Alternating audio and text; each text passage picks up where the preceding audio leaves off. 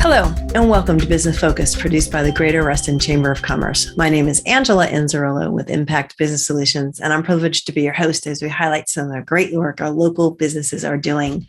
Welcome to May. We're excited to bring to you today our resourceful women of the Reston Chamber, Ms. Robyn McClure and Juliana Carter, sharing everything that council is doing and all their exciting upcoming events.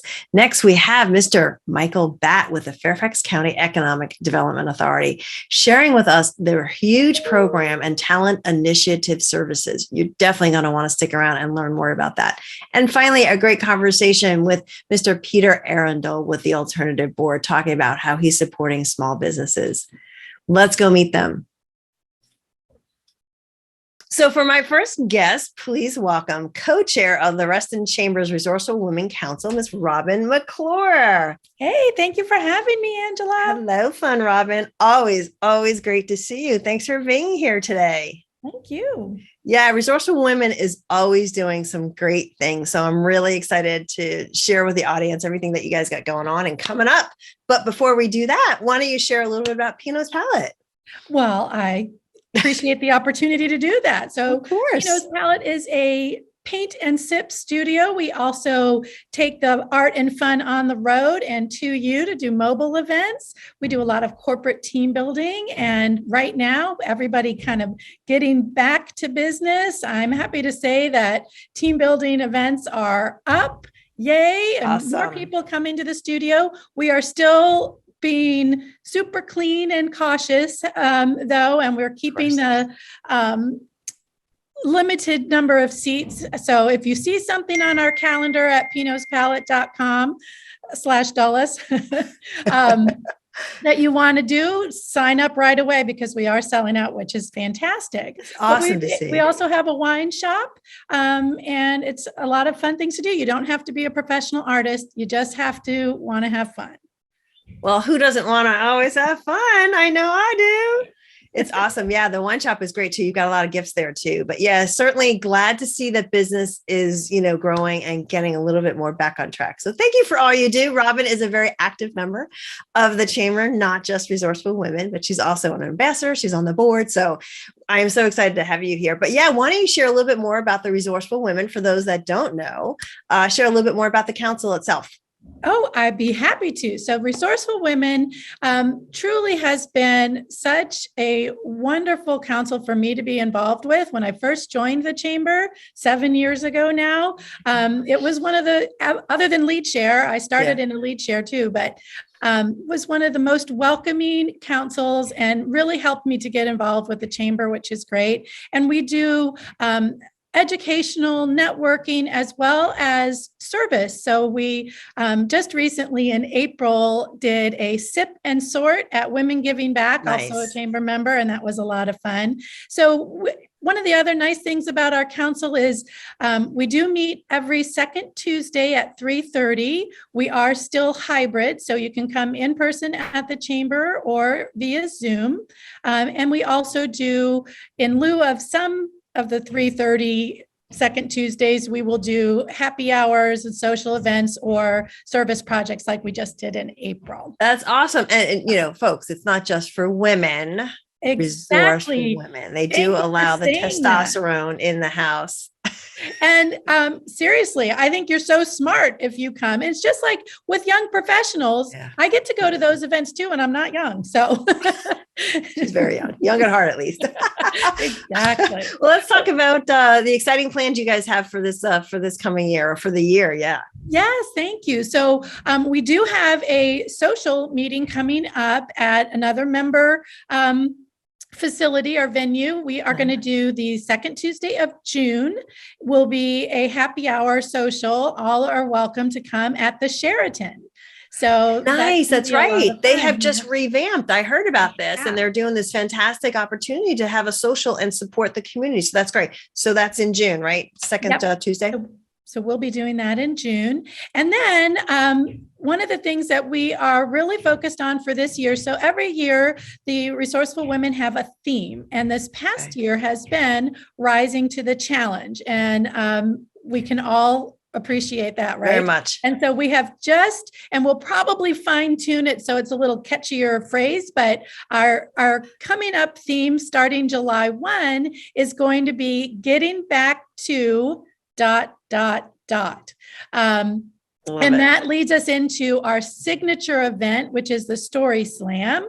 So that will be the theme for that. And we are kind of pushing an initiative to really get every member involved. And our Resourceful Women Council will be kind of guest speaking, hopefully, or just kind of tapping into all the other councils, lead shares, and talking about the Story Slam, looking for storytellers, people who are interested in that, as well as audience members. It's a really fun event, entertaining. Super fun. Yeah. James was part of that last year and just had a great time. But you're right. It's really more about the audience as well, participation. But you get a great opportunity to be, on stage, and it's video. So absolutely. That's a fun, and there will fun. Be sponsorship opportunities as well. So that's fantastic. We are still fine tuning a little bit, and we will have the venue announced very soon, but we do have the date, which is August 9th. Nice. And then we are also planning a really great fall event. So when our members are out talking to other councils and soliciting for the Story Slam, we're also kind of going to be taking a survey to see the interest level of doing a seasonal / holiday themed workshop, which we've done in the past, which would be a lot of fun. So stay tuned for information for that. When you say workshop, what do you mean? So we'll have different speakers and photography. So it'll be different stations, as well as featuring, we know probably a lot of our members have a little side hustle maybe. Yeah, great idea. So to do a table and that kind of thing, just really to support our community, as well as have a little fun, education, and shop a little, get the there you go. We started. Like that. Yeah. Getting into holiday season, what I can't even imagine, because we're just getting into like the spring and then the summer, but oh my gosh. We're resourceful women. We think ahead. You got to plan ahead. That's awesome. Well, Robyn, is fantastic as always having you here. Sorry we couldn't see Juliana, but we will see her next time. And the best way for people to learn more about Resourceful Women is to check out the website. Is that right? The Chamber's website? Absolutely. At the Chamber website as well. If you're interested in just keeping informed on what events we have coming up and the things we're doing, we also are featuring a resourceful woman every month. And so there'll be a little story in our newsletter through Constant Contact. If you're interested in joining that, you can email robyn@pinotspalette, PINOTSPALETTE.com, and I will add you to our list. Yes, definitely add to that list. That's a great information. Well, as always, great to see your smiling face. Thanks for joining me today and sharing all the exciting events that are upcoming with the council and everything that you do. So much fun. Thank you so much for everything that you do, Angela. And we appreciate the shout out, and, contact me. We're always interested in, if you want to just come to one of our meetings, or at least come check it out. Toast us at a social. I love it. All right, my dear. I'll see you soon. Thank you so much. Bye.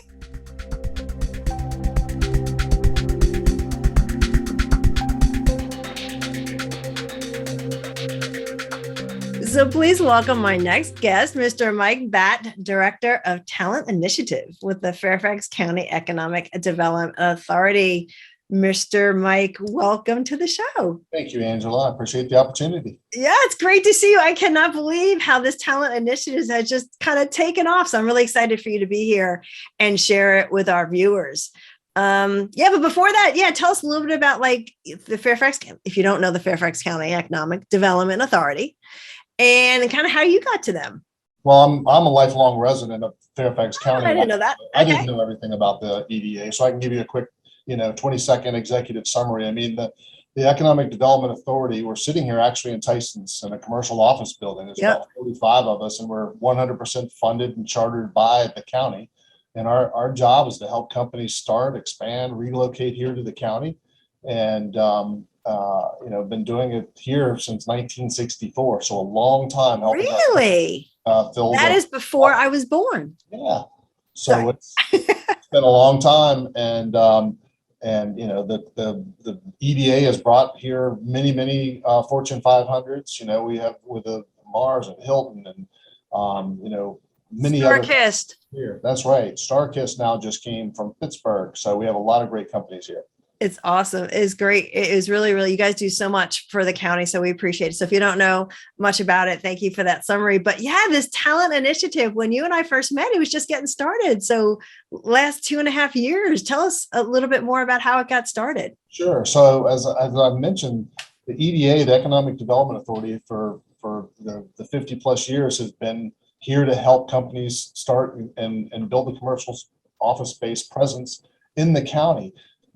It's been so successful. This is such an amazing county, and what we have to offer here with all, work, live, and play, that the county board of supervisors said, look, we need to help our companies. We need to continue to help recruit more companies here, but we need to help the companies that are here be successful, because we have a talent crunch, not only in the county, but across the country. And it's only expanded since the COVID pandemic. But so the Board of Supervisors said, we're going to fund this through the EDA, and they launched the Talent Initiative program and funded it just a little over 2 years ago. And as I mentioned, I've been here my whole life and was in the tech world for 30 years, and this was a perfect transition to help support the community I've lived in forever, leverage my network. Yeah. And so this Talent Initiative was launched just 2 years ago. And the first thing we did was do some national surveys on what was the perception of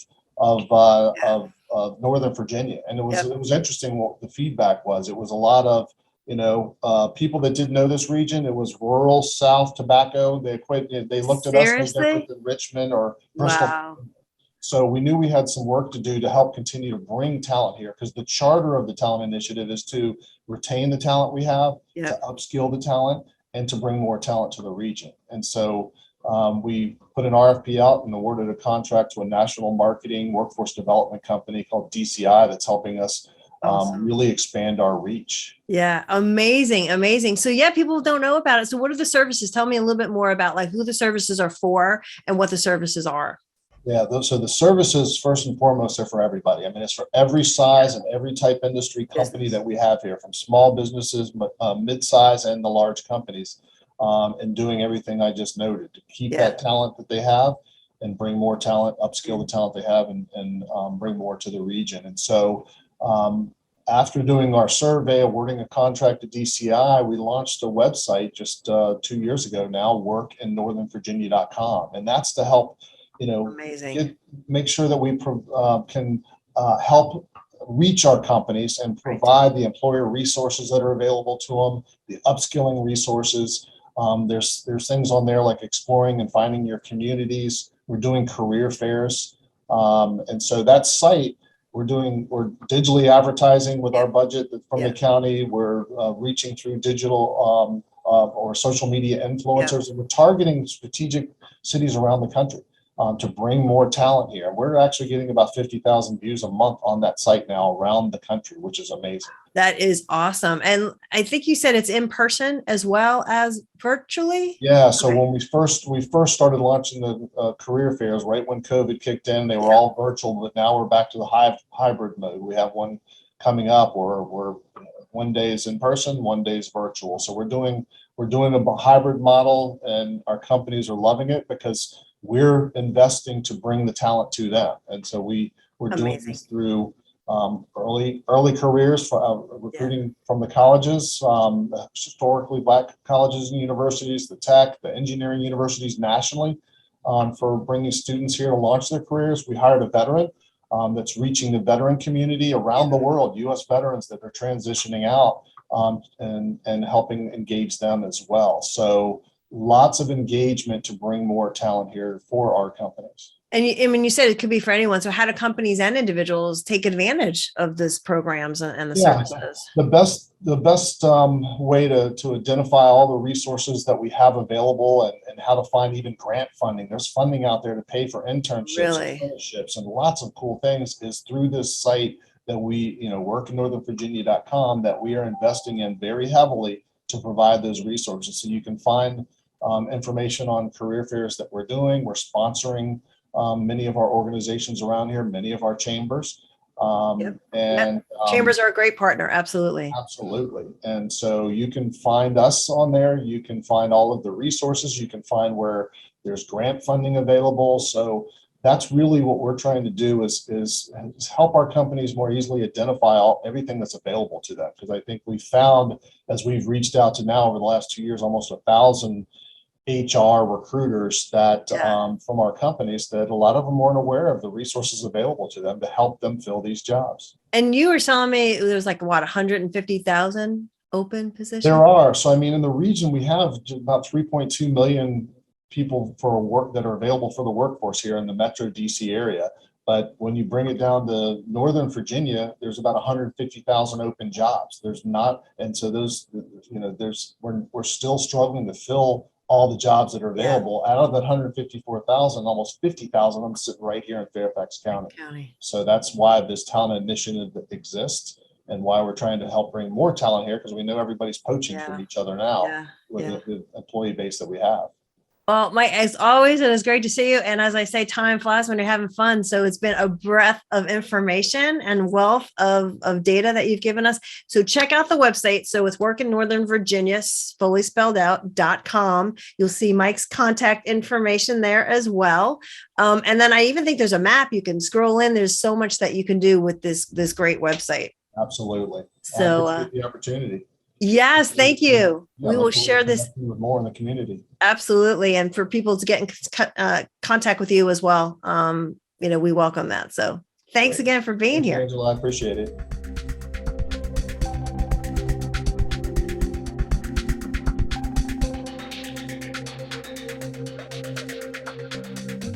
For my next guest, please welcome Peter Arundel, owner and CEO of the Alternative Board, Northern Virginia. Mr. Peter, welcome. Nice to be here, Angela. Thanks for having me. It is great to have you finally on the show. Thanks for being here. Yeah, we're excited to learn more about the Alternative Board and you. So share a bit about your background and how you got to TAB, also known as TAB. Right. Thank you. It's a career of startups and buying and selling companies. I was in the media business for 25 years, all here in Northern Virginia, and finally ended up selling the company to the Washington Post, one division anyway, and then another division to a national media firm called Ogden Newspapers in West Virginia.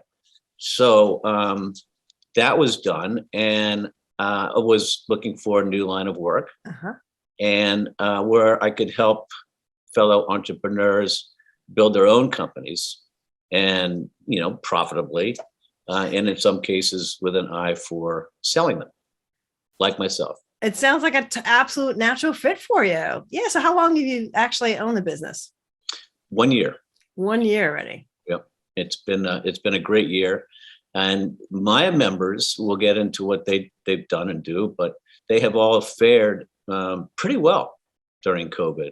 So it's been a good year. Well, they have services and support, from your organization and you. So then that's huge. And people need that. Business owners definitely need it. So a little bit more about your program and your services and who they're designed for specifically. Okay.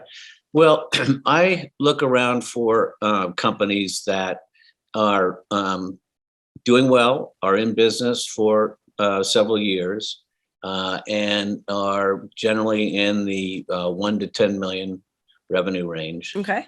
And I've found that I have a platform that is highly impactful for clients like that. They are essentially looking to punch their businesses to the next level. Yeah. Yeah. So your programs and your services are offered in what capacity to do that? Well, think of us as a four-legged stool. Okay. Where the seat of the stool is our core platform, which is the peer-to-peer advisory service. Okay. Essentially, peer-to-peer is an executive roundtable of like-minded business owners who share ideas for improving their operations, overcome challenges, in some cases realize opportunities. The members come to the table with, a one or two concepts that they need to solve. We go around the room, I facilitate conversations around, how to solve those issues or realize the opportunities. So you might have 6, 8, or 10 business owners around the table. About 8 to 10. That's yes. a fair number. Yeah. With monthly meetings with a guest speaker quarterly. And then you also have separate meetings with them individually for their custom Yes. type of challenges. So that would be the first leg of the stool. Okay. Where I offer coaching services a couple of weeks after the board meetings to go over, what was discussed in the meeting, and then I keep an agenda of items that we build up over time to help the members sort of continue to solve issues, whether they be long-term or short-term, and hold them accountable for, those commitments that they've made. So often entrepreneurs are firefighting. They leave the big strategic picture behind, go back and get immersed in the details, and then they come to me and I remind them, hey, this is what we decided you were going to stay on. You keep them on track, correct? Well, yeah, they leave the room, they're all energized and excited, right? And like you just said, kind of accountable. And then they leave the room, and then there's a fire, in their business. They got to react to it. So it's really important that you keep them on track. So that's right. And so the second leg of the stool would be the platform for essentially assembling a strategic plan for the business owners. It's a awesome software platform whereby in my discussions with them, I develop KPIs, key performance indicators, a SWOT analysis, strengths, weaknesses, opportunities, and threats. Yep.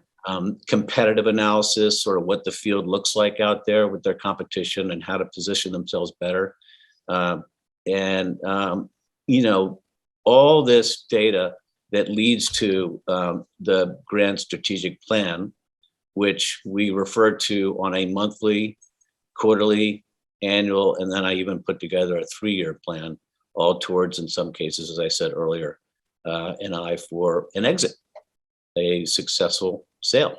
Most people are like not even thinking about exiting, but you need to know what your plan is. So you should have an exit plan when you start your business, but that's really important so you can have all the spokes. All right. So what's the third leg? The third leg would be the incredible global resources tab. We are in 27 countries, and I feel as if there's just about no question that can't be answered, from a legal issue, an HR issue, a sales and marketing issue, general ops. We've got business owners across the world that are in all industries, and those tools and resources are extremely valuable. Yeah, that's huge. I have a lot of years under me here in Northern Virginia and a pretty decent Rolodex. So I can find answers myself pretty quickly to all these, whether you need a fractional CFO or a sales and marketing genius. I just have developed relationships over the 20-year career I've had that I like to think bring to bear answers.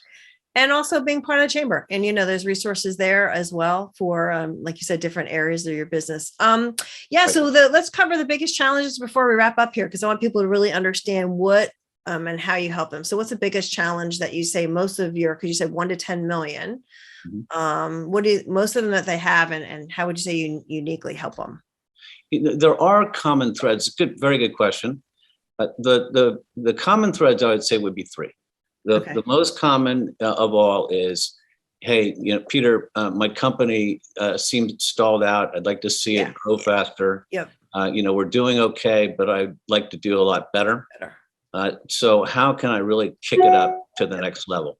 That's the big one. The second one, on the flip side, is that owners will say, I'm growing too fast. I feel like the wheels are falling off the wagon. I need a new management structure. I'm too buried in the details. I'm not getting home in time for the family. I need a better quality of life. And then I help them with a restructure of how their company is managed. So important. People, you're right. Growing too fast can just close the business quicker. Right. And then the third most common is that I have not enough answers for operational concerns. There's nobody to go to, and it sounds trite, but it's lonely at the top. Yeah. Business ownership is a unique place to be, and we offer this sanctum, this very, very confidential environment where business owners can get in the room for a couple of hours and spill out all of their really tough challenges. Yeah. We even open the books. Everybody signs NDAs, not that they need to, and it's a place where they really feel like they can toss ideas off of folks that they just can't toss anywhere. Yeah. No, I mean, they've all made the commitment. It's a safe place to do business. Well, Peter, as I always say, time flies when you're having fun. So thanks for joining me today. As we wrap up, what's the best way for those watching to get in touch with you? Feel free to call me directly on my cell. Remember those days, people? Calling on the phone. Right. I know we'll have your email address and we'll have your website come up. But yeah, what's your cell phone or whatever number? 703-517-1949. Awesome. All right, my friend, it was great to see you. And I look forward to seeing you soon. Thank you, Angela. Have a good one. My pleasure. Bye-bye. Well, there you have it. Another fabulous business focus produced by the Greater Reston Chamber of Commerce. Thank you for joining us today and our fabulous guest, Ms. Robyn McClure with the Chamber's Resourceful Women, sharing all about their upcoming events. And of course, that talent initiative by the Fairfax County Economic Development Authority. Reach out to Mr. Michael Batt. He is fabulous, and that program is wonderful. And last but certainly not least, Mr. Peter Arundel with TAB, the Alternative Board, doing great things for small business owners. I'll see you next time.